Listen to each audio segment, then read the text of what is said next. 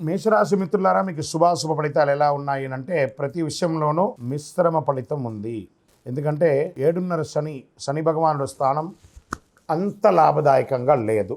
దీంట్లో ఎలా ఉంటుందంటే ఉద్యోగులకి మిశ్రమ ఫలితాలు, ప్రభుత్వ విషయాలు అనుకూలంగా ఉండకపోవచ్చు, శుభవార్తలు వినే అవకాశాలు, ఇంటిలో వివాహం, ఉపనయనం, గృహప్రవేశం లాంటిది చాలా అవకాశాలు ఉన్నాయి.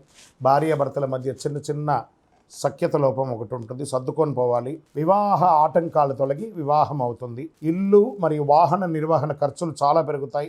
మీ యొక్క వ్యక్తిగత శత్రువులు ఈ నెల చివరిలో మీకు అంతరాయం కలిగించే అవకాశాలు ఉన్నాయి, జాగ్రత్త పడండి. మహిళలు కుటుంబాన్ని నిర్వహించే వాళ్ళకి చిన్న చిన్న సమస్యలు ఉంటుంది. ఐటీ రంగం వారికి బాగా స్ట్రెస్ ఉంటుందని కూడా చెప్పచ్చు.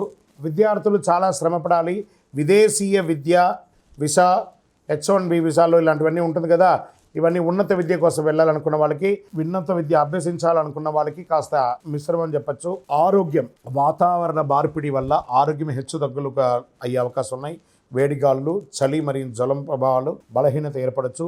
గుండె లేదా ఛాతీ సమస్యలు ఉన్నవారు ఈ నెల జాగ్రత్తగా ఉండాలి. డాక్టర్ దగ్గరికి వెళ్ళి ఒకసారి మాస్టర్ చెకప్ చేసుకోండి.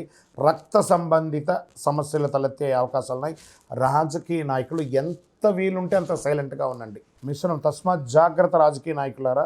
ఇది షేర్ మార్కెట్ అసలు ముట్టుకోకుండా ఉంటే ఇంకా మంచిదని చెప్పచ్చు.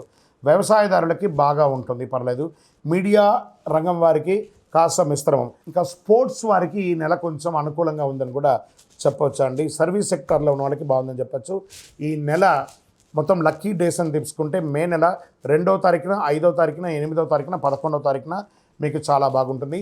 ఈ నెల మీరు లక్కీ నెంబర్గా ఉపయోగించుకునే నెంబర్లు 5 మరియు 7 అని చెప్పచ్చు.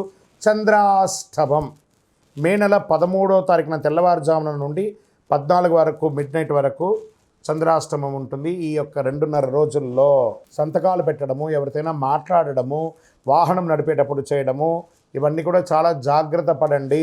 సరే, మరి దీనికి పరిహారం ఏమైనా ఉందంటే కొబ్బరి నూనెతో గణపతి దేవాలయంలో దీపం వెలిగించండి, గరికతో మాల వేయండి, శని భగవానుని ప్రార్థన చేయండి. దేహి మే బుద్ధి వైశిష్ట్యం, దేహి మే నిత్య యవ్వనం, దేహి మే పరమ ఆనందం, దేవదేవ శనైశ్వర స్వామి మమ్మల్ని కరుణించండి అని చెప్పి గణపతి ఆరాధన కూడా చేయండి, చాలా విశేషం.